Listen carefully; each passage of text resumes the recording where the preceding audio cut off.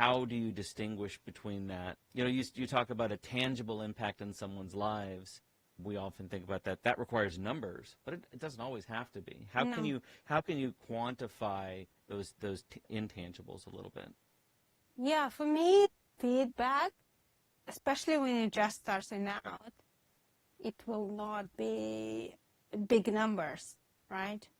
But you will hear feedback from people that they're making progress, that, you know, small progress in business, building a habit, building a business. It takes small, consistent steps.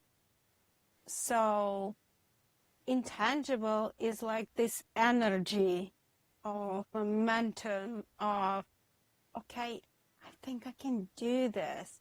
You know, I think this is my passion. So when my clients start feeling the momentum, it doesn't always come from the numbers. It just from this feeling that it started clicking. My name's Joel, and I'm a recovering nerd. I've spent the last 25 years bouncing between creative jobs and technical teams. I worked at places like Nickelodeon to NASA, and a few others that started with different letters. I was one of the first couple hundred people podcasting back in the early aughts until I accidentally became an IT analyst. Thankfully, somebody in the government said, hey, you're a nerd that talks good. And that spun me off into the world of startups, branding, and marketing for the same sort of researchers and startup founders that I used to hang out with. Today, I help technical people learn how to get noticed, get remembered, and get results. On Nerds That Talk Good, I want to help you do the same. I talk with some of the greatest technical communicators, facilitators, and thinkers that I know who are behind the big brands and the tech talk that just works. I am super excited today to be welcoming Lidia Axe as today's guest nerd on Nerds That Talk Good. I'm going to use this time a little selfishly because she is a coach of coaches. I'm very excited about that. But Lidia has been a high-level executive at PwC, has an executive MBA from London Business School. She's been coaching and training since 2016, and then more recently, or in the last couple of years, been coaching coaches. And so what we're going to talk about today is, how do you really discover the expertise that you have? You know you have abilities, you know you have skills and knowledge, but in order to pass that on to people, whether you need to be a coach or not, or trying to be a coach or not, you have to know what you know. So that's what we're going to talk about today. Lidia, thanks so much for joining. No, super cool. I'm super excited, always, you know, born ready, you know, and I like it. I think people, because I have my own podcast, and that's what I do in my podcast. When I invite guests, I'm selfishly extracting value out of them. So if I get value, I know my listeners get value. So, you know, totally cool with that. This is great. So I always like to start off with the nerd origin story. Kind of give us your background, where you're coming from, talk us through a little bit of the career, and maybe when you got that aha moment to do the thing that you're doing today. Of course. And it's been a long journey. I know people look at me, you're like, 20? No, I'm not 20. I'm 48. And people don't realize that looking at me, which is a blessing, you know. But yeah, it's been a long journey. So I've been in corporate world. I've been, like you said, I've been in finance. PwC been my home for a long time, 13 years. And but you know what people don't realize, when I said I've been in PwC for 13 years, however, because PwC is such a huge organization, I moved around every 2 years, right? I never stayed in the same department. I was in audit for 2 years, then I moved to, actually I started in corporate finance, then I moved to audit, then I moved to transaction support, then I moved to maternity leave, and I gave birth to 3 beautiful boys. Then I moved back, and I'm like, I cannot be client-facing staff because I don't want to work crazy hours. I want to raise my kid. I want them to remember my face. So they offered me risk management because nobody wanted risk management, to be honest. They said this is the dullest and the most hated job. I'm like, I don't care. I want to get out of talking to these little individuals. I want to talk to real human beings. So I became risk management assistant manager at that time. Then in 5 years, I moved quickly up, becoming from assistant manager to manager, senior manager, and not just before was just Russia, and then it became Central Eastern Europe, and then I became like a director of risk management. So it doesn't matter, I don't know who's listening, but people, don't be limited by a job or a title or whatever. It's not the job that defines you, it's you defining the job. They gave me the job that nobody wanted. I made everything of that job. And it was good because I was not client-facing. That means I could do it from home, because when kids are sick and when kids are small, they get sick. So I could do it from home. I could do it flexible. While kids are sleeping, I could do it at night. And I progressed way faster than folks in the client-facing role. So I became a director. I reached the top, almost the top. I was on a way to partnership in PwC. But then it was like, you know what? It's all good. I mastered this game. Everything in life is a game. Or at least that's how I approach it. But then I mastered this game, but it's a game. I want something that actually makes sense. I want to do something that actually gives me deep meaning and deep satisfaction. At that time, I hit the midlife crisis. And I know I was young, 35. For a normal midlife crisis, it usually hits later. But I checked all the boxes. The midlife crisis hit when you check all the social boxes. Family, check. Career, check. House, car, whatever. And I'm like, I want something else. So that's why I was starting looking for something else. And I will fast forward because there is a long story. But through experimentation, I left corporate, I moved to Wild West of entrepreneurship.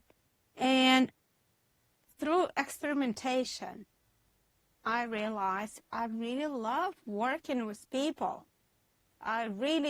What I have, my own story inspires people.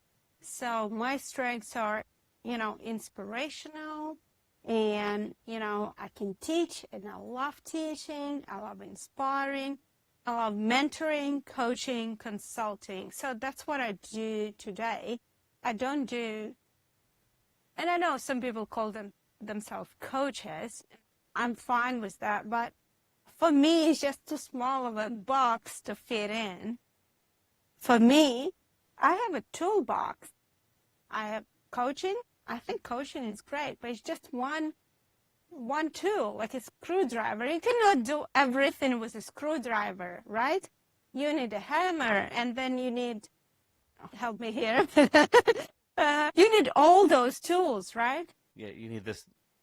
You've got to take everything that you've learned and figure out different ways to deliver it. This is what I realized.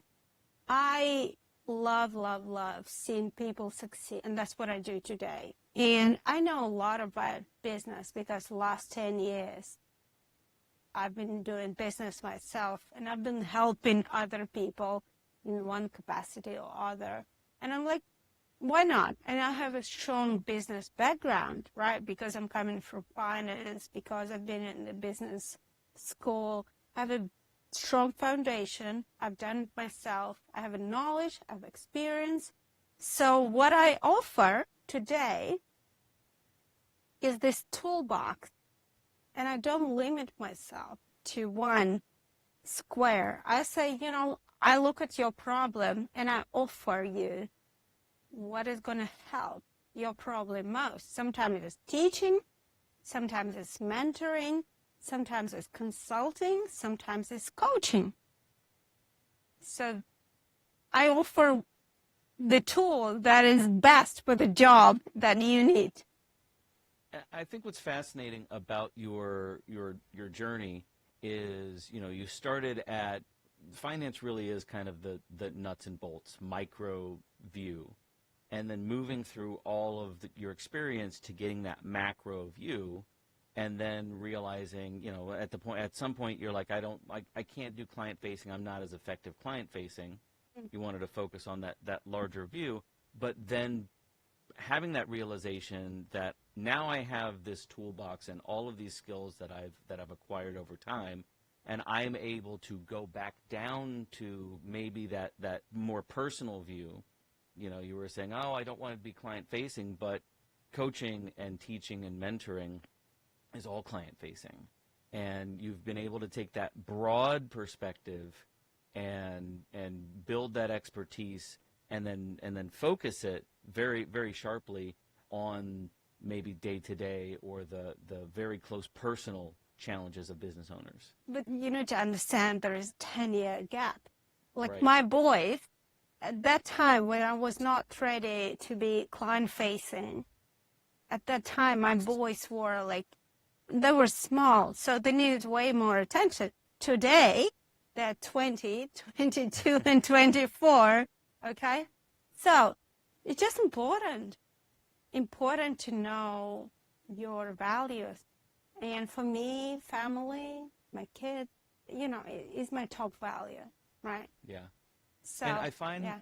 from an entrepreneurial perspective, it gives you that ability to have that flexibility. And now, you're at a different point in your life that you can look back and say, look at all the things that I've done. How do I, at different times, how do I use them now? I'd like to dig in a little bit about right now you're positioning more as the coach of coaches and helping people do that same thing that you've done, Yep. which is phenomenal. And I think a lot of my listeners, whether they're coaches or technical people, they're getting to that point where they're like, I need to be able to talk about what it is that I do. Mm-hmm. It's not enough to do anymore. And I think that's becoming larger in our society. It's not enough just to be able to do something. You have to be able to communicate it. You talk a lot about like not wasting a lot of time if you don't have to on social media, which I absolutely get in that trap, and my LinkedIn views are absolutely garbage right now for some reason. And I'm like, should I be focusing on getting those views up, or should I be focusing on building out the systems that I need? So can you talk me a little bit through who you're working with now and just broad strokes kind of what your process is with them for that? No, of course. Yeah. And I hear you. Yeah, the problem with social media is you are hostage. You're hostage of Yes. the algorithm, and you're hostage of trends, and you're just a hostage.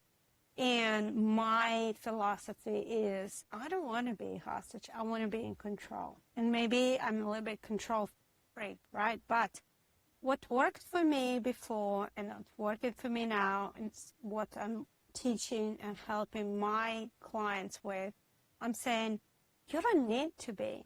Now, I'm saying you can still use, and social media, I'm not saying it's not helpful, it's good and you can use it, but I think if you rely on social media as your only source of leads, clients, then you're a hostage. You'll give up control, which I don't like.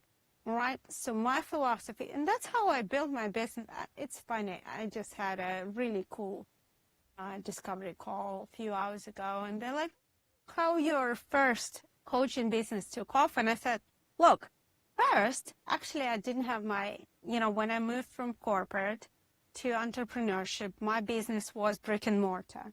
I created Kids Club because, when I went to business school, they teach you, like, what's your business should be about? Something you know a lot. And I'm like, okay, I know a lot about finance, but I hate finance. And I know a lot about kids. So I decided, because I know a lot about kids, I have 3 kids, that's a lot. At least in Russia, it was a lot. I created Kids Club. And it was not just kids, but it was Kids and Mom Club. Because I was so upset when I would see moms bring kids to some classes, and the kid in the class and the mom is sitting in a corridor, just either bored to death or just in her phone, scrolling, doom scrolling. And I'm like, I want to create a place where the kid is doing something useful, the art, dance, whatever. We had all sorts of classes. And the mom is doing something that develops, not just, doom scrolling, just bored to death. And then 3 years later, I realized I had enough kids at home. And I love my kids, but I don't like other people's kids. Sorry to them. But I really loved talking and working and helping moms, women, adults develop. So that's how the whole thing started. But at that time, I told the guy this morning, I announced my first challenge. Soon I sold my club, the club that I started brick and mortar. I'm like, I'm done. It's too much. I don't like it. I sold it. But then I started something and I said, I started my first challenge and I got 50 signed ups. And he's like, how did you make it? I'm like, because while I had these 3.5, 4 years of my club, I was reaching out to people. Yes, I was posting. Yes, I had a website. Yes, I had social media and I had some posts about what's going on. But I also spend insane amount of time, I don't know, 15, maybe more a day, reaching out to people. And I would post to moms groups because I know this is my audience. And I would post and I would look for the questions there. And questions didn't have to be about exactly the club or the problem that I'm solving. They were just questions the moms asked, newly moms. And I know everything about being a mom, with 3 kids. And they were saying, oh my God, I have the rush, or I have the high fever, or, I don't know what to do with this and that. And I would just reply, give value. So they start to see my name popping in again and again and again. Oh my God, Lidia, she's just giving value. She seems to be very knowledgeable. She seems to be, trusted. I love the word trust because that's the method I used. And then I would run something in my club. For example, New Year party. And in Russia, New Year, the kids' New Year party is like something big. And so I was posting this group saying, hey, we have a New Year party in my club. My club was called Mama's Dream. Mama's Dream, good name. And I'm like, we're having a great New Year party. Do you want to come? And they say, yes. We had 100 people come to my New Year party, which is, huge. And then once I left, so I sold the club and I told them, I'm like, okay, I'm selling the club, and I explained. I was always very transparent and authentic. And then I'm like, now, I had my 4th child at that time, which was hard. New business, 4th child, not a good combination. I'm like, okay, I need to lose some weight. Who wants to do it with me? 50 people signed up in a minute, one post. So you had spent a lot of that time not just doing, but delivering the value, giving value away. And I think a lot of people and connecting. No, connecting. That platform. Yeah. People ask simple question like, "What do you do if my kids have a rush? What do I do?" And I tell them. I don't give them advice. I say, "Hey, you need to check if there's this, do this. Mm-hmm. If not, go to a doctor." And I keep, and they're like, "Oh, it has a, which studio, which." So they ask, new moms have a lot of questions, and I just share my experience. So it wasn't necessarily even the expertise. It's just been helpful, genuinely helpful to these people. So they start considering you as a third, as someone authentic, and as someone you can trust. I really love the word trust. There is this know, like, and trust factor, right? So the know and trust factor, if you can bring it out, then whatever you announce, and for me it was when I sold my business, I announced my first challenge. I said, look, I just had my fourth child. I'm 38. I was 38 or 39 at that time. I need to lose some weight. Who wants to do it with me? I was not even like a health coach or a health professional. I just was the inspirational coach. I wasn't even a coach at that time, to be honest. And they're like, yes, we want to do it with you because we know and trust you. And I had 50 people sign up right away. Yeah, know, like, and trust is a pillar of what I do with my clients. And, I talk about emotion. So starting with liking first, understanding, and then that gut level feel of just, do I have a good trust base? And that is almost more important than, do you know your stuff? It's like, do I trust them to give me good advice and to direct me in the right direction? I'd love to ask you how you made that transition then from, saying, well, I wasn't even a coach. You were coaching people. But I think to be a coach or to be an expert and then to sort of position yourself formally, you have to formalize what your own knowledge is, and you have to have your system. How did that come about to you, or how do you help your clients figure out, okay, this is now a repeatable thing that I can do? Because I think a lot of people are like, when they step into this realm, they're like, I've done a thing. I just pay me to talk about the thing that I've done and I will help you. And, that's not coaching. That's maybe it's mentoring. Maybe that's the jump from mentoring to coaching. But what do you consider a coach to be? Correct.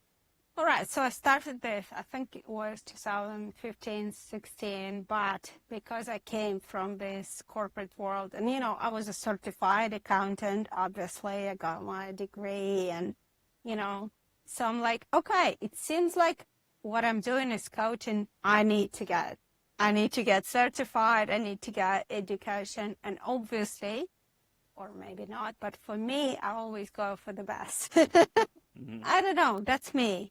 So Ericsson International, at that time, Ericsson, I did the research, was the best in the world. Ericsson International in Canada, I signed up for their course, 2017. So I took the professional coach certification, 6 months, solid. And I highly recommend. I know there is a lot of discussion. I have my own podcast, and I have guests who says, certification is bullshit. Unfortunately, and I'm going to say it, unfortunately, coaching is unregulated industry. Mm-hmm. And I don't think it's helping. But, I'm not going to go into that in detail. Anyway, I got the certification because I needed to get the best. That's me. I got my MBA from London Business School, the best in Europe. And then I got my coaching degree. Best. I think it's one of the best in the world. ICF certified coaching certification 2017. And I knew what coaching is about, but then when I went through it and then I started coaching, I realized that coaching is not a profession. And again, some people will not agree with me. I think coaching is the tool. I'm coming back to my earlier point. In the toolbox. Because, clients keep coming to me with a question, and I knew sometimes all they need is a simple instruction of what to do. They didn't need coaching. They need, teaching or consulting, right? Or sometimes I need to share a story from my experience, and that's mentoring. So very soon, pretty soon, I realized coaching is a great tool, but it's not, I don't want to be limited by it. So I didn't go to the path. I'm going to become, just the ICF certified coach. I'm going to stick to it. I went an alternative path because I said, you know what? I was in corporate career with everything. It was set to go. Like, PwC, you go senior consultant, assistant manager, senior manager, everything is so scripted, and you need to fill the boxes to go. I don't want that. That's why I left corporate. I wanted more freedom. I wanted more creativity. I want to help people, and I think when people come, and sometimes that's how I felt, Joel, sometimes I felt, oh my God, when I come to someone for advice, they say, I'm going to give you this, but for other pieces, you need to go find other people. And I'm like, I felt lost. I felt, I didn't feel good. So what I wanted to provide a holistic approach. I wanted to solve problem, right? And I wanted to give people, I wanted to use the tool to solve the problem. So I didn't want to dictate it from, I'm a coach, I'm sorry, I'm not giving advice, and I'm going to give you this, because I'm, because of the rules or whatever. I went outside corporate because I didn't want to be following the rules. It's that. So that's me. And I know it's, again, I made this comment earlier, because we don't have regulation of coaching industry, it creates some tension. There are some people out there that call themselves coaches. They don't even know what that means. They have no basic understanding. I think, I understand very well when I'm putting my coach hat on, or when I'm putting my consultant hat on, or my mentor hat on. And sometimes I even tell my clients during one session, I'm like, okay, Joel, now I'm going to put my coach hat on, and, let's do this now. Or, okay, now you asked me that question. This is your problem. I'm going to put my teacher or mentor hat on, and I'm going to tell you what to do. Because there is 1, 2, 3, 5. I know if you're going to do this, you'll succeed. I don't want to waste time on asking you, what is the best way to do it? Do you think you can, I don't want to waste time on that. And unfortunately, some people don't even know, because they never got the education, the proper education. Yeah. But, that's me. That distinction is extremely helpful.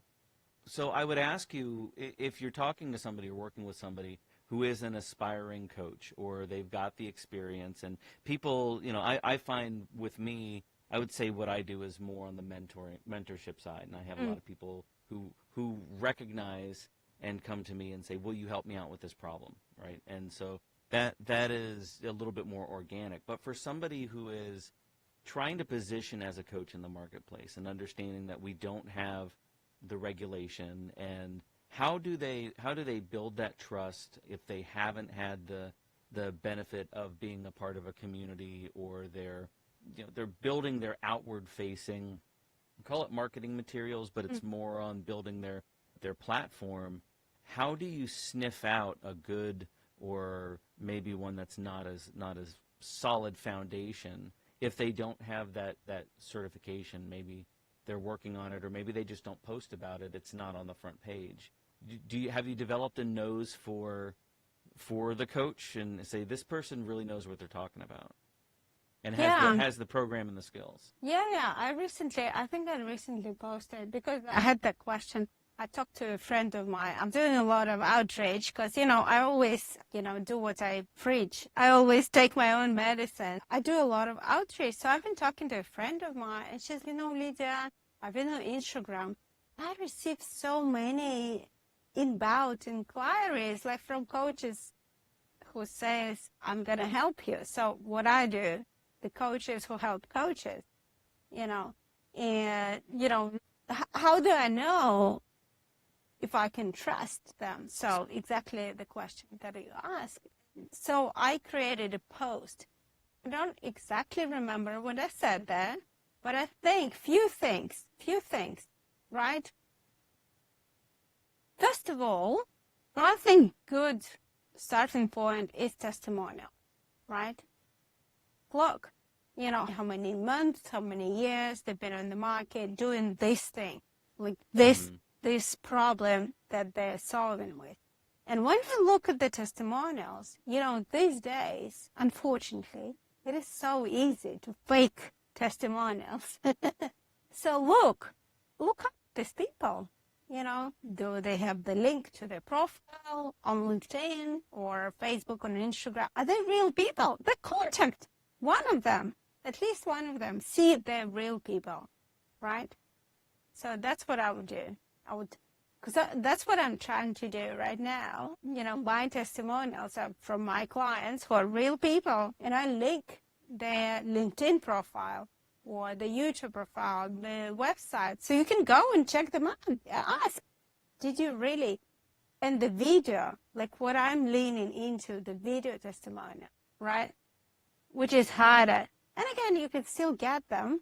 Okay, let's not be naive. You can still hire someone on Fiverr or Upwork or whatever, and someone will record a testimonial for you. Okay. So first, check out the testimonials, right? Yeah. Secondly, just see if the promises are not overinflated. And that, because, if they're promising you the moon and the stars in the next 30 days, come on, guys. Building a business takes time. Nothing and it's the same happens. with all products. I see so many products which are like, we're going to 10x your revenue. It's like, no, you're going to make my processes more easy. You're going to make my processes easier. It's like the 10xing of the revenue is still on the client to execute. And I work in cybersecurity, and they say, we stop the hackers. I'm like, no, you're an alarm that tells me hackers are happening. I still have to take the action. And so I think you're right.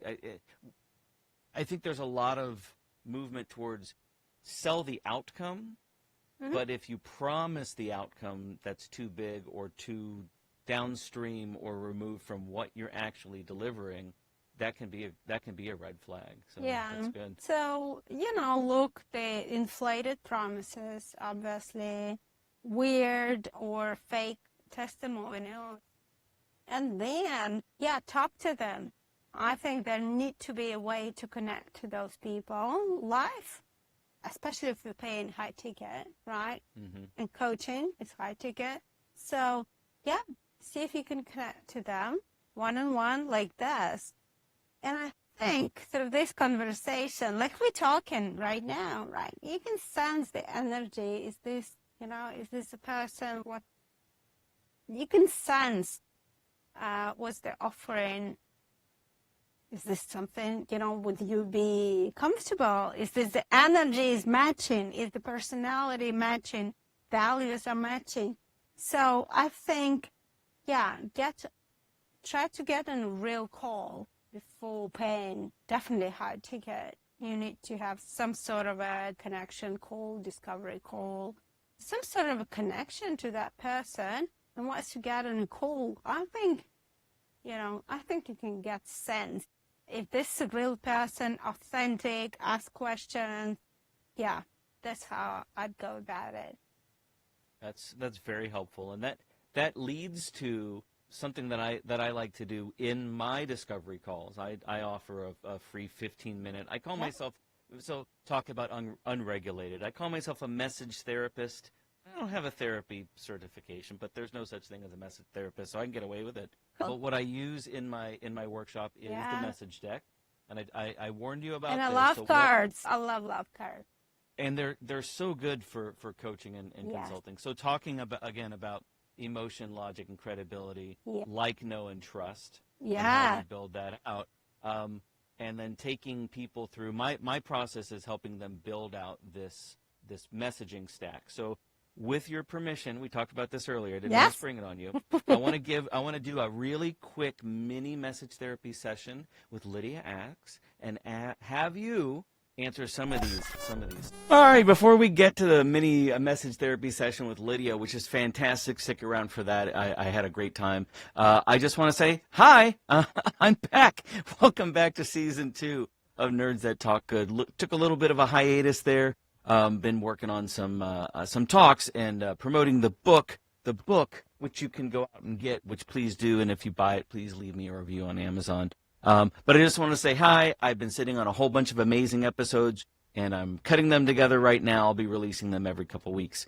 Got to slow down a little bit. I got a little aggressive. But thank you so much for being there. Thank you for all the support. And head on over to nerdthattalksgood.com/podcast for this episode. And also, don't forget to go back and listen to some of the other ones. If you've missed them, there's homework at every page. So let's get back to this mini message therapy session with Lidia Axe. So the very first at the top is our big ideas. And I think what I want to do for you, this is good. So in the coaching, this is scary. Don't be scared. In the coaching world, what is the inspiration to action? I don't know if my autofocus is working. There we go. What is the inspiration to action in your industry? Why do you get up in the morning, and why does your audience get up in the morning? Oh, It's a tough one. that's It's a tough question. one. Okay, but I love the challenge. I know I'm a certified values coach, and I'm really into values. I think everyone needs to know the key values. So I tell you, one of my top 3 values is daring. I told you one, which is family, obviously, but second one is daring. Daring. So any challenge, is good for me. That's one of the reasons I moved from the corporate world, because I never felt, when I was in corporate world, I never felt what value I bring to this world. Like I never felt. And once I moved to the business, kids club, even the kids club, and then the coaching, it was so obvious. I could feel the value. It was so immediate. Every coaching session, almost every coaching, there are different coaching sessions, but almost every coaching session, the client comes out with some insight. And then there is even more. And then there is a ripple effect, not just the client, but the kids and, the family. So I wake up. This is my thing.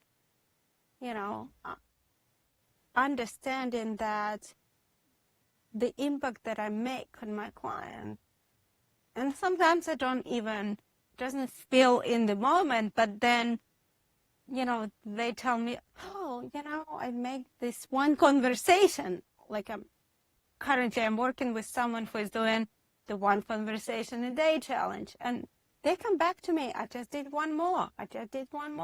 And I understand, I see the excitement building up, and I know there will be a ripple effect. So it's the impact, and it's so immediate, and it's so effective, but it's also the ripple effect that I know it's going to make, because he's contacting other people, and then the people around him, and then the people he contacting, and it becomes like this huge effect. And it's, I don't know, for me it's tangible. Very tangible, the effect I'm making on people and my clients as well. And my coaches are different. I have a relationship coach, the dating coach. She's helping women to start dating again using dating apps, which might be an absolute nightmare. I don't know. I'm married 25 years, so luckily I don't have to do this. But she helps women to start dating via the dating apps. That's the reality. I have a coach who is a health coach and helps people over 50 build the resilience, strength, and energy, and, amazing. So they have such a purpose and a passion. I don't know, that's a real fuel to my life. And that's what wakes me up every day. I love that, because you actually went through almost the entire stack of cards just from that one prompt. The next one, I'm not going to even go through all of them, but the next one would have been a story, which is like painting a picture of your client from the before and after. You just went into that so seamlessly and beautiful. What I would prompt though is put a name to the industry bad guy that nobody talks about. What's maybe a deep, dark secret in coaching that you're helping to combat, and put in like an actual name to it? Yeah. If you can name it, you Oh can yeah. claim it, as Oh they yeah. say. Oh yeah, I can. Don't even get me started. Yeah, I keep pointing the finger at them. I'm not afraid of this. There are so many, people who like coach the coaches who throw those inflated promises, unrealistic expectations. They're saying, oh my God, you can become 6-figure coach, 7-figure coach in 30 days or 90 days. These people, they destroy trust. They destroy people's lives. Yeah. Wow, that's really good. You already touched on sort of the differences between a tangible and an intangible solution. Maybe talk briefly a little bit about how do you distinguish between that? You talk about a tangible impact in someone's lives. We often think about that. That requires numbers, but it doesn't always have to be. How can you quantify those intangibles a little bit? Yeah, for me, is this feedback. And yeah, especially when you're just starting out, it will not be big numbers, right? But you will hear feedback from people that they're making progress, that, small progress, because this is what it is. In business, building a habit, building a business, it takes small, consistent steps. So intangible is like this energy or momentum of, okay, I think I can do this. I think this is my passion. I think, this is what I again, this is hearing from my clients. So when my clients start feeling the momentum, it doesn't always come from the numbers. It just from this feeling that it started clicking, it started working. Either they contacting, they hearing, just working, they hearing good words. Yeah. So I think it's the energy, which is hard to measure. So it's energy of building momentum, is the movement, is the progress. Yeah, I really like and I encourage, and it fuels my excitement and my motivation to help them. That's great, because that leads right into the next card, which is, what phrase do you hear from your customers often, and matching that to what do you find yourself repeating often? So, just to play a little message therapist, you can say, look, we may not promise huge results, but we'll promise momentum and progress, and small wins lead to big results, and that's kind of a way of countering that overinflated way. So I love that story that you're building there. Let's see. Here, this is a good one, because I often talk in my proof points about testimonials. Testimonials, very important, but what are things that you wish people would say about you? And how do you set them up for success so that you can then ask them for that? I think that's another thing that people miss out on, is if you don't have a testimonial, you have to have an eye on what you wish people would say about you and be delivering it. So maybe thinking now, maybe outside of even your direct sphere, how do you identify that with someone that you're working with? Yeah, I wish people see me as, and a friend of mine uses this metaphor. I really like it. In bowling, for kids, they put these rails up. Mm-hmm. The bumpers, yeah. Yeah. So when they pull, it's still, you get 10 out of 10. It might not be the streak or whatever you call it, but it will not go completely off. So I want to be someone described as this rail. Like, I'll be there. I don't know. I'll be there guiding you. along the way. And I'm big on strategy, so we usually set the strategy. But I think it's, I don't know, 20%, because 80% for me is actually execution. You need to go out and do the thing. But so I still want to be, and I think that would be the most rewarding, that I was there along the way helping them not to go completely off the rails. Right. And become a victim. Because I do this. I still, to this day, sometimes get derailed by self-doubt, perfectionism, by imposter syndrome, and all the other negative self-talk. Then instead of going straight, I just stop. I do not go. So I want to be someone for my clients that help them hit their goal. Doesn't have to be perfect. I'm fine. If it's not 10 of 10, still okay. But I want to be there for them to hit the goal.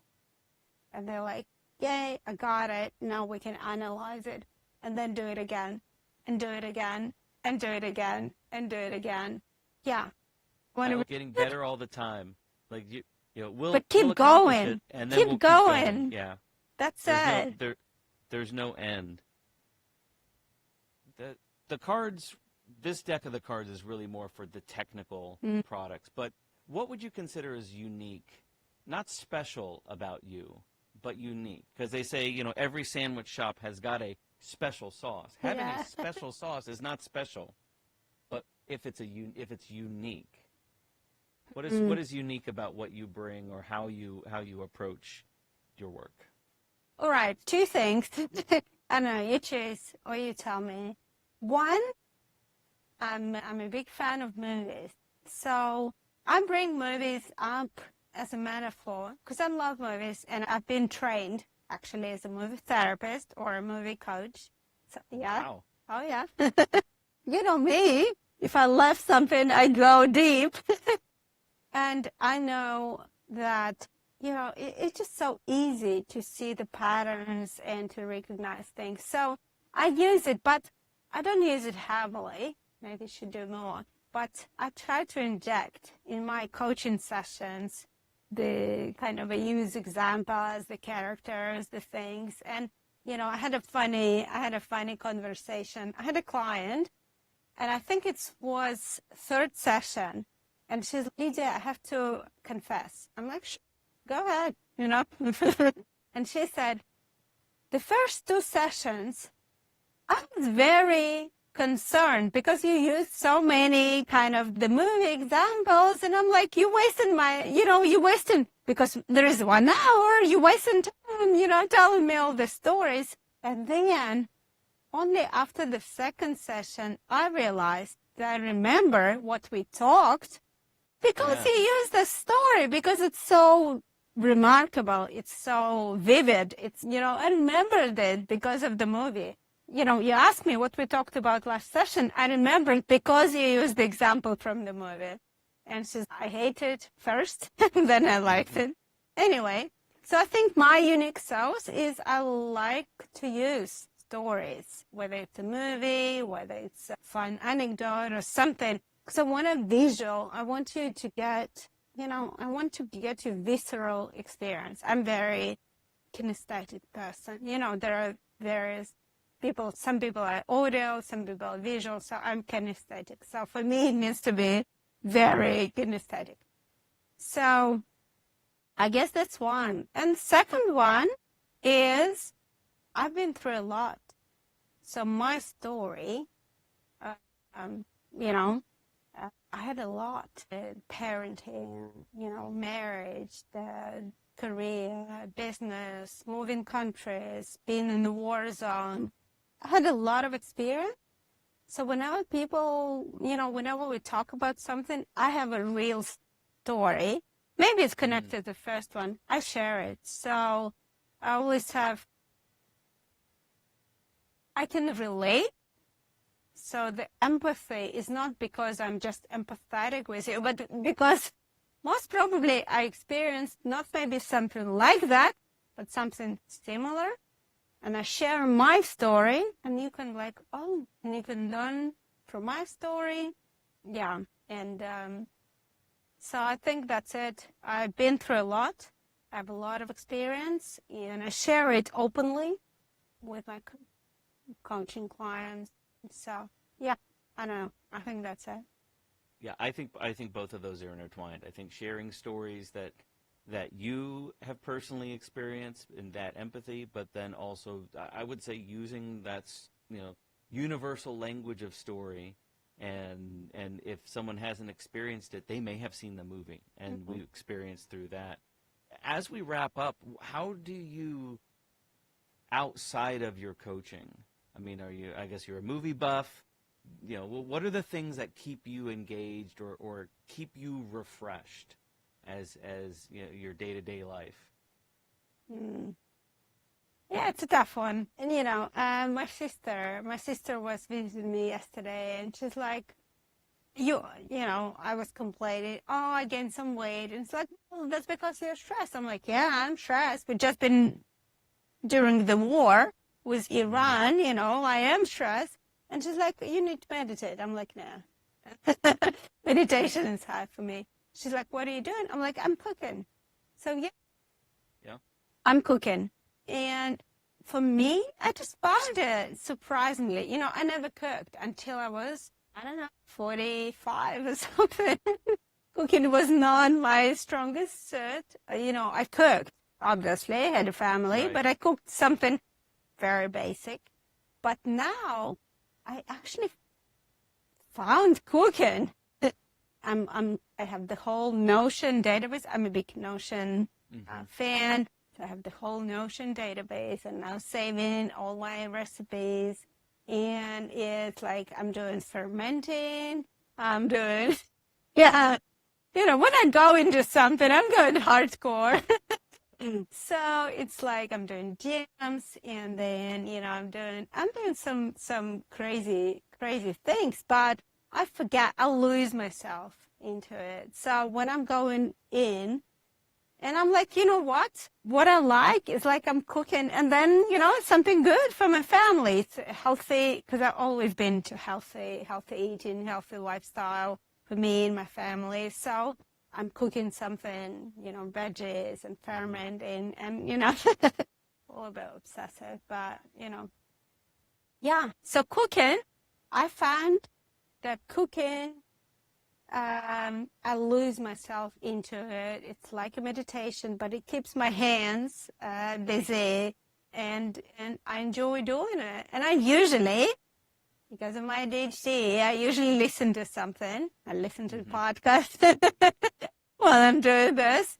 So listening new ChatGPT technique, or listening to new email marketing. So I'm learning, always learning something for myself or for my clients. And my hands are busy, so I'm cooking something great for my family, something healthy. So the salads, the not bacon. No, I'm not in bacon. Bacon is not that healthy. Baking is a science. No. Baking is a science. No, I don't do that. It's like jazz. Yeah. Yes. My wife. Oh, I love that. Is a logistics I love person. that metaphor. I love that metaphor. Well, it's true. I can follow a recipe, but if I don't have an ingredient, we don't have ketchup. Well, just grab some tomato paste and vinegar and make your own ketchup. My wife is an amazing baker because she never deviates. Oh, no, that's not me. No, that's not me. The creativeness of cooking. I think cooking and stories are probably the two things that bring us back to make us the most human. So, I have so enjoyed our conversation, and I mean, the humanity comes through, the drive, the boldness to step out there and help is just incredible. How can people follow up with you? I'll put links and everything in the resources and the homework section of the podcast. Yeah. But if people really want to get more into what you're about, where can they find you? Thank you. So LinkedIn is a place where I try to hang out every day. So Lidia Axe, that's me. Hopefully there will be links below. But also Get It Done Coaching. because that's me. You know, I'm all about getting the results. So getitdonecoaching.com. Get there. There is a newsletter, Driving Coach Sunday. Yeah. Just sign up. It's totally free. Every Sunday I send some practical tips, advice, you know, how you can build thriving coaching business, because I am passionate to make more coaches, consultants, you know, solopreneurs succeed financially, because I think there's such a ripple effect that we've been talking that they can create, that, you know, hopefully this can help this messed up world become a little bit better. Every little ripple that we can create can be for good. So thank you so much for coming on. It's been an absolute pleasure. I will be signing up for the newsletter immediately and dropping all the links and the resources. Lidia, thanks for joining me today. No, thank you so much. It was a pleasure to be here. If you want links to the resources mentioned on the show, head on over to the episode page.